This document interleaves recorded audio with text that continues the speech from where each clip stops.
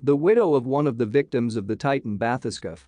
Stockton Rush personally reassured about the safety of the dive. The lava of OceanGate Expeditions, Stockton Rush, personally reassured the passengers of the Titan bathyscaphe of the safety of the dive. This is what Christine Dawood, the widow of one of the victims of that ill-fated descent to the Titanic, told the New York Times.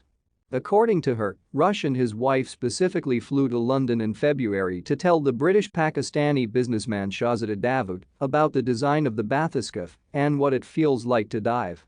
True, the technical details of the expedition were still unclear. Dawood likened it to flying in an airplane, where the passenger has no idea how the engine works. Convincing the businessman to be one of the Titan passengers was easy.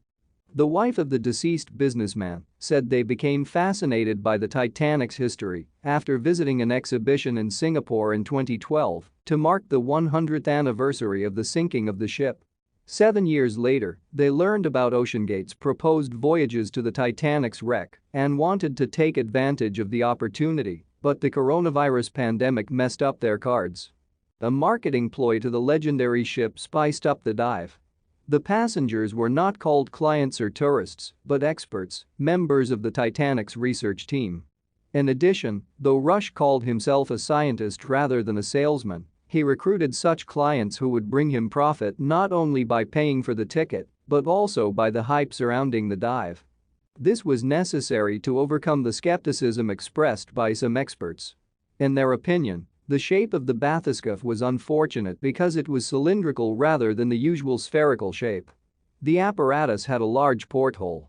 In addition, it was made of carbon fiber and titanium, which do not withstand the pressure of a deep dive. Back in 2018, Will Cohn, chairman of the Society for Marine Technology's Manned Submersibles Committee, warned that OceanGate's experimental approach could lead to disastrous consequences. Expedition to the Titanic was to take about 9 hours. 2.5 hours to dive, the same amount to rise to the surface, and 4 hours to study the wreck. But before that, the Titan's passengers rarely got a close-up look at the wreckage. Most of the missions were aborted, mostly due to bad weather.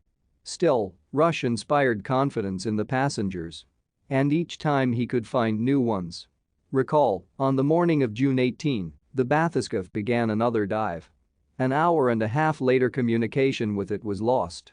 A few days later, the wreckage was found, all passengers. The executive director of OceanGate Expeditions Stockton Rush, former French Navy commander Paul-Henri Nargeoal, British businessman and adventurer Hamish Harton, Pakistani businessman Shahzada Dawood, and his 19-year-old son Suleiman were killed.